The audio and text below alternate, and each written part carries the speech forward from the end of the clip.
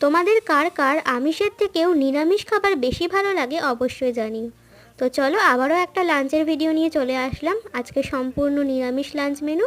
প্রথমেই আছে গরম গরম সাদা ভাত, এরপরে আছে কাঁকরোল ভাজা, আর আছে কাঁঠালের দানা ভাজা, একদম কড়কড়া করে ভাজা হয়েছে।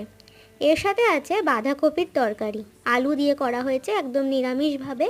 অনেক সময় কিন্তু আমাদের বাড়িতে চিংড়ি মাছ দিয়ে বা মাছের মাথা দিয়েও বাঁধাকপির ঘন্ট করা হয়, একদম অনুষ্ঠান বাড়িতে যেমন হয় তেমনটাই, তবে আজকে হয়েছে একদম নিরামিষ। তারপরে আছে ডাল। পরপর বহুদিন আমি টক ডাল দেখিয়েছি তোমাদেরকে, আর আজকে কিন্তু টক ডাল নেই, আছে গাঢ় করে মুগ ডাল। আর এই মুগ ডালের সাথে খাওয়ার জন্য আছে গন্ধরাজ লেবুর একটা টুকরো। ডাল দিয়ে ভাত মেখে এই লেবু যদি চিপে নেওয়া হয় তাহলে কিন্তু দারুণ লাগে খেতে। এই হলো আজকের সাদামাটা সিম্পল লাঞ্চ মেনু। সবসময় যে অনেক রকম পদ দিয়ে খেতে হবে তার তো কোনো মানে নেই।